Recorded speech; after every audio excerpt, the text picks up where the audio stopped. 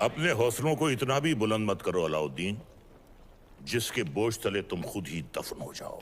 गुस्ताखी माफ हो, लेकिन अब तक वो मिट्टी ही नहीं बनी जो अलाउद्दीन को दफन कर सके। हमें तुम्हारे ये खोखले दावे नहीं, सिर्फ और सिर्फ फतेह चाहिए। हम जाएंगे मंगोलों से लड़ने। सुल्तान, आपका यकीन ही हमारी फतेह है।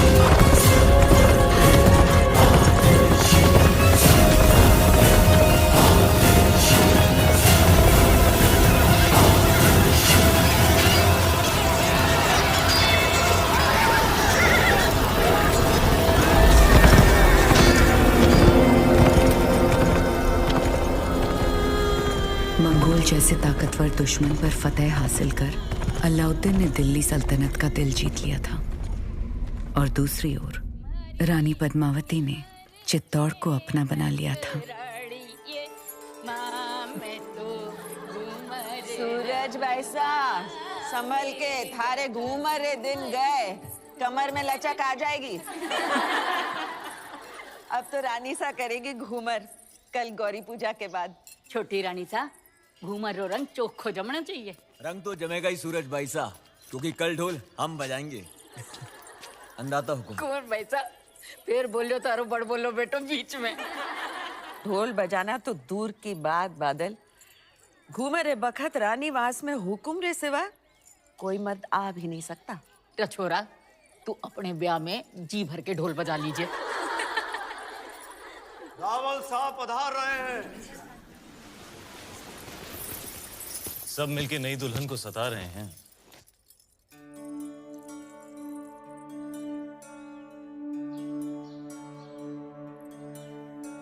राजगुरु शिवालय में अपनी प्रतीक्षा कर रहे हो।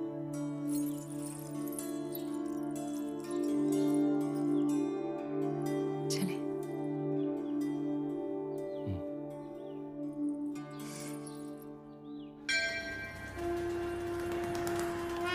पधारो हुकुम। पद्मावती, आप हैं मेवाड़ के मार्गदर्शक और हमारे राजगुरु आचार्य राघव चेतन जी। हमारे सभी प्रश्नों के उत्तर यही देते हैं। हमारी राजनीति भी इन्हीं की देन है। आशीर्वाद लीजिए।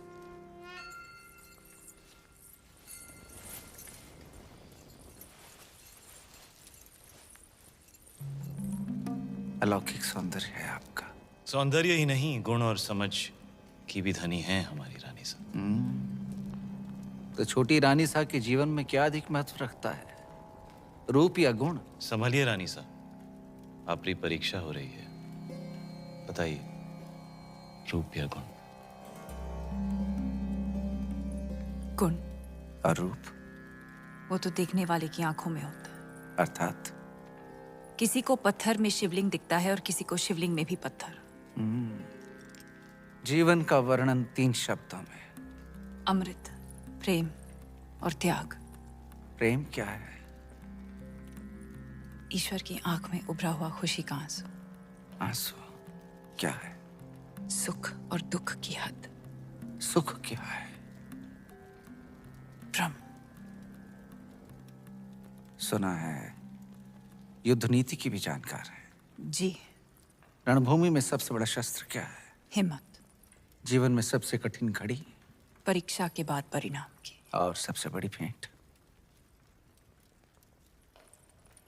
आशीर्वाद।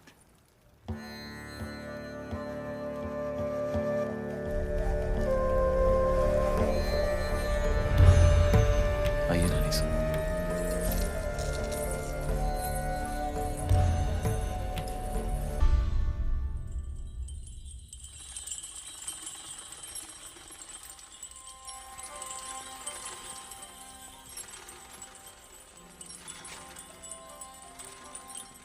किस्मत देखिए हमारी, गए थे सिंगल मोती लेने और आप हाथ लग गई।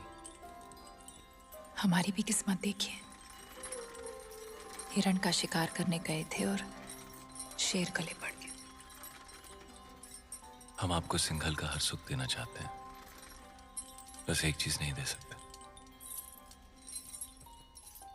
इस रण में हम आपको समंदर नहीं दे सकते। वो भी तो है आप प्रियंका। रे रे रे मेवाड़ी रंग चढ़वा लाग्यो है जबान पर। दिल पे चढ़ के। जबान क्या चीज है?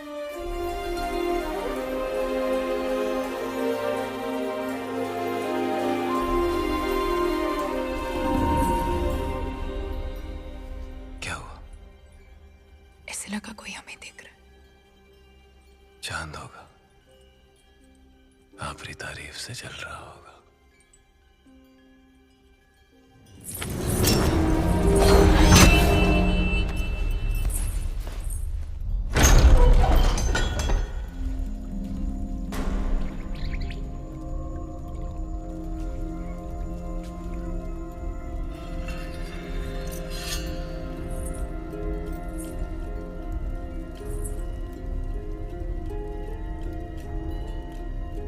कौन हो सकता है? चंदन की खुशबू आ रही है और ऐसी खुशबू पूरे चित्तौड़ में एक ही आदमी लगाता है।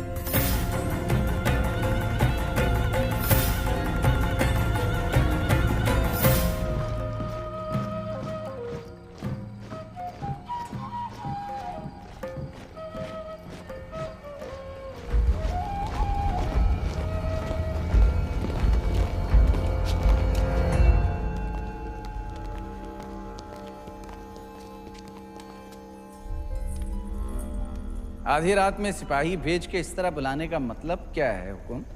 एक अपराधी को सजा देनी है राजगुरु। बस इतनी सी बात है। ये कार्य कल सुबह भी तो हो सकता था। अपराध संगीन है, निर्णय तो आज रात को ही होगा। कौन है अपराधी? आप। जिसकी पवित्रता की सौगंध सारा मेवाड़ खाता है वो अपराधी। जिसने रावल रतन सिंह को सिंहासन पर बैठना सिखाया है वो अपराधी। ऐसा क्या अपराध हुआ है हमसे हुकुम? जब रावल अपनी रानी सा के साथ एकांत में थे, उन पलों को देखने की हिम्मत की है आपने। मनगढ़ंत। प्रमाण क्या है? सुजान सिंह। हुकुम।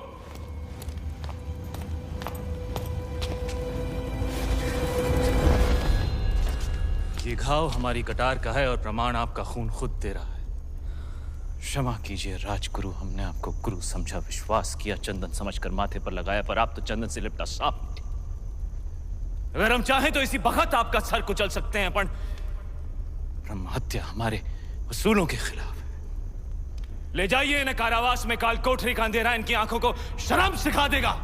क्षमा करे रावल साहब, पर हम कुछ कहना चाहते हैं। जिसकी मिट्टी में मिलावट हो जाए उसे मिट्टी से दूर कर देना ही अच्छा है। इनके अपराध की एक ही सजा हो सकती है, देश निकाला। हम रानी सा की सोच से सहमत हैं। हमारी मिट्टी में मिलावट?